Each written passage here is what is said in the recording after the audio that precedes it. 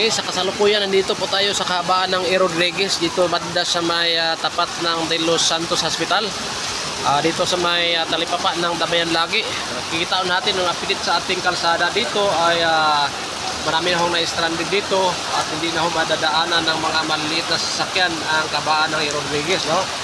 Makikita natin marami na hong mga motoristang tumirik dito dahil ho sa taas na ho ng tubig hanggang bewang na ho banda roon, no?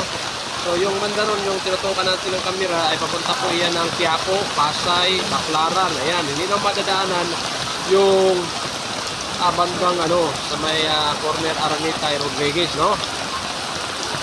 Ito po yung update natin dito sa may kahabaan ng Rodriguez. Yung galing naman ng Cubao, stranded na rin po sila galing doon sa Cubao papuntang Quiapo dahil ito na ho, pataas ang tubig at marami na ho mga motorista dito ang tumirik, no?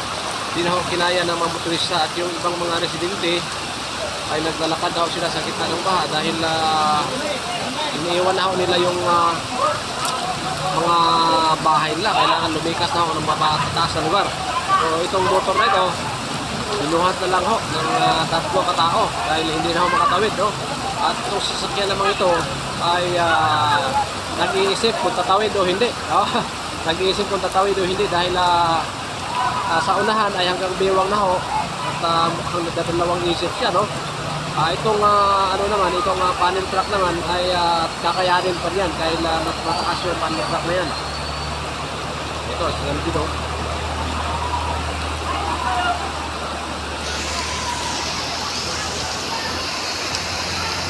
May isang motor naman na kinarga ng kariton.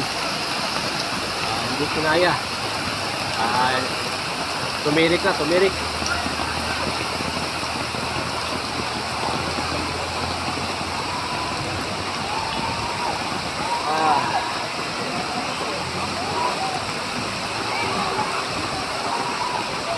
naman yung mga kabataan doon na naglalaro sa baha, oh. Sanay na yan sila dyan sa pag dumating yung baha, naglalaro yung mga kabataan dito sa gitna ng baha. Ito isang matras na ito, isang sasakyan na ito. Yung isa nagpaplano pa, balak tumuloy. Tingnan natin kung makatuloy nga ba yung motorista. Ayan na, tumunog na, oh. Toyota.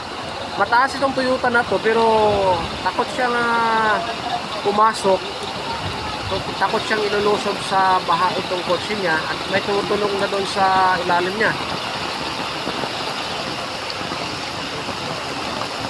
Ito na yung libo-libong hektaryang patubig ni PBBM. At para sa mga nagsasabi dyan, yung mga senador dyan, yung mga nagsasabing itigil ang investigasyon ng flood control. Ayan, mahiya naman kayo. Ito na. Diba? Bawat pagbaha,